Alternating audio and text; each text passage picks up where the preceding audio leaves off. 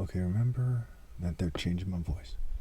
I am not gay, and I'm superior to all others, because righteousness is what makes someone superior.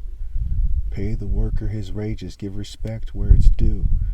The throne is established in righteousness. You can throw fits all you want and try to free all the rapists in the world for all I care. But it doesn't change the fact that I'm God's son. Life is short, and it is fucking retarded to try to subtly threaten me, coerce me, fume me. It's pathetic. And as God is watching, he's seeing who's on what side of the debate on whether you should be loyal to the one God set apart. I have won. I've achieved the pinnacle of being a man far more than anyone has ever lived. I'm in charge. Life is short, and after your flesh dies, your fate will be handed to you. The immature people working on duty right now, whose families are extremely disgraced, as they have done completely despicable and disgusting and pathetic things today, okay, they will live in eternal shame and eternal punishment.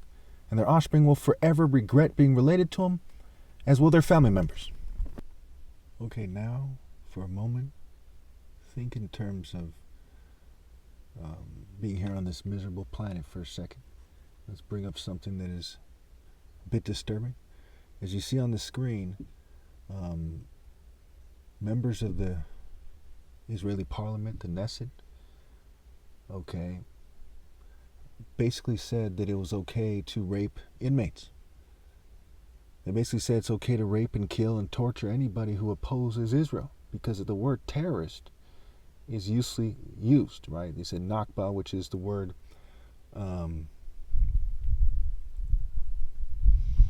back, scrambled, right? Which goes back to, it's a pain in the ass to explain why they use the word back to refer to, lateral movements and so on and so forth. It has to do with anatomy, it has to do with the Da Vinci Vertuvian man, where they measure dimensions. And so when Jews reproduce crypto-Jews, because of RNA expression, they often have the same facial features, the nose, the shape of the body. Okay, and Jews' movement are very limited compared to a Royal African Falcon martial arts. Think about like Michael Jordan, and think about, a thicker Jew, or think about Adam Sandler. You see there's less mobility in their body. For whatever reason, they use that as an excuse, and definitely there's rich English people, rich Americans, rich white people who are part of it, rich LGBT people, and they play some kind of sick game, and they've caused me to have a lot of injuries, including back injuries in my life, okay? And that's on record. They've admitted to me. I have 23 witnesses to the various aspects of them persecuting me on record. And a lot of other people have been testifying that they've been targeted in similar ways as well. Of course, the word gang stalking, gang, stall, king. And the old treat you like a king, Rodney King, right? Manifest destiny, the ship's manifest, okay? The king of kings, okay? The ship's manifest is a million Igbo slaves from my tribe. And go on and on about the connections, right? The clan and this white man spirit versus the Royal African Falcon top martial arts spirit, right? It's like someone more pure than Martin Luther King versus someone more wicked than the founders of the clan. And the founders of the clan, right?